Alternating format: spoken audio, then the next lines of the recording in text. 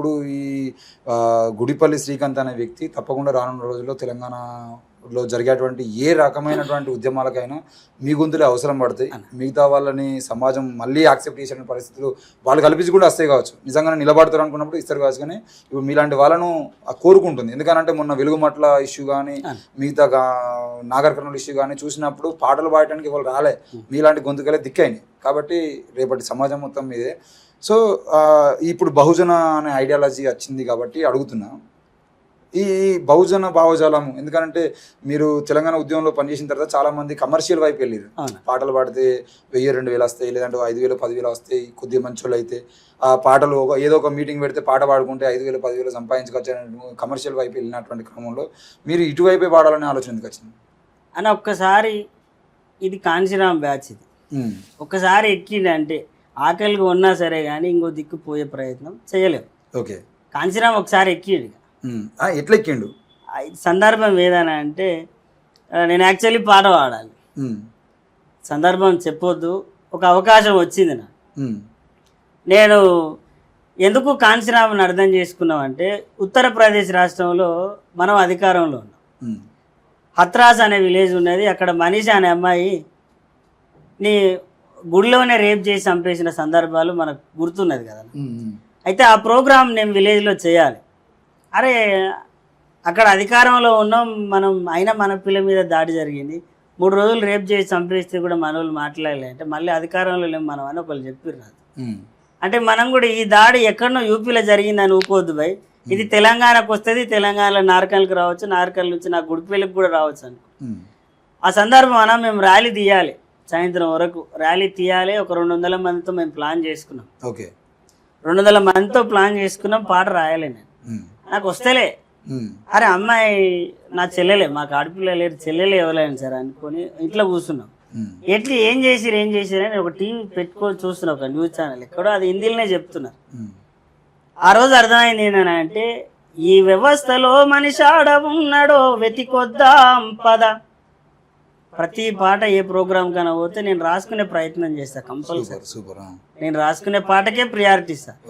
నాకు వచ్చిన భయం ఉండే, అన్న ఇల్లది వాడు అలా అంటే నాకు కన్ఫ్యూజ్ లో ఉన్నా, నైట్ మొత్తం అదే ఆలోచిస్తున్నా, అన్నయ్య వాళ్ళు అడుగుతాడు ఏం అట్లా ఈ ప్రయత్నం చేసినాం.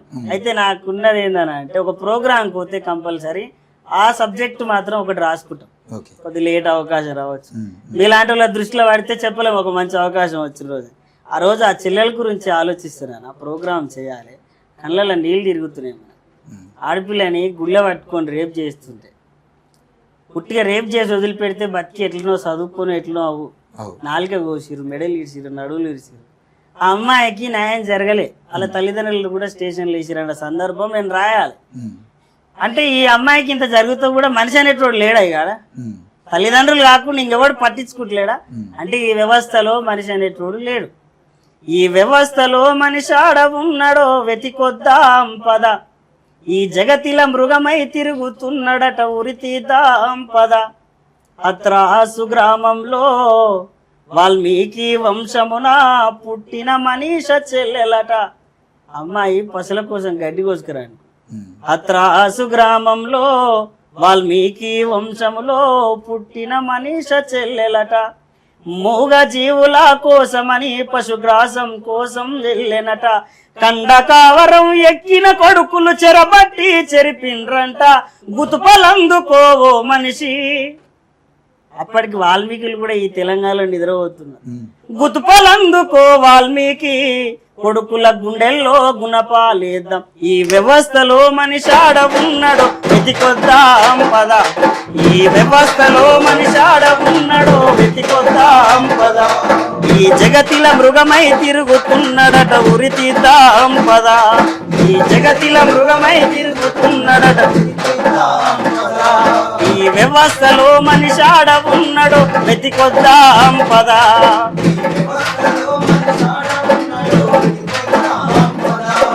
ఈ జగతిల మృగమై తిరుగుతున్నాడట ఉరితీద్దాం పద.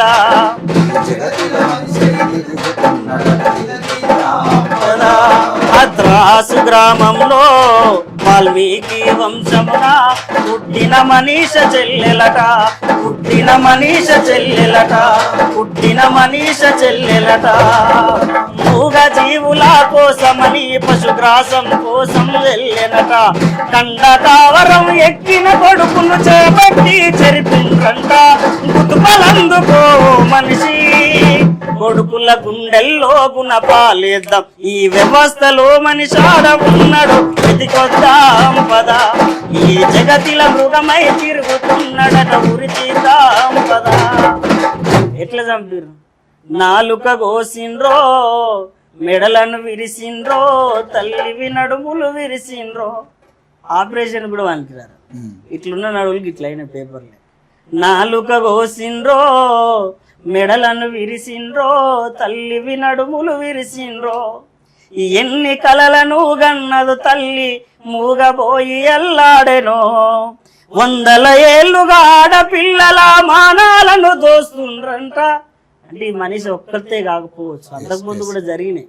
100 ఏళ్ళుగా ఆడపిల్లల మానాలను దోస్తుండ్రంట. ఆ మనువుకు పుట్టిన కొడుకుల బట్టి కంటాలను నరికేద్దాంరా, ఈ వ్యవస్థలో మనిషాడ ఉన్నాడు వెతికొద్దాం పద. ఈ జగతిల మృగమై తిరుగుతున్నాడట ఉరి తీద్దాం పద. ఈ వ్యవస్థలో మనిషాడ ఉన్నాడు వెతికొద్దాం పద. ఈ జగతిల మృగమై తిరుగుతున్నాడట ఉరి తీద్దాం పద. ఈ దేశానికి పట్టిన దరిద్రం. రామాయణ జపములో మనలను మభ్య పెడుతారంట, ఆ రామాయణమును రాసిన మనలా హేళన చేస్తారట. వాల్మీకే కదన్న రామాయణ, అక్కడ అన్యాయం జరిగింది కూడా వాల్మీకి అమ్మాయికి. రామాయణ జపములో మనలను మభ్య పెడుతారట, మనలను హేళన చేస్తారట.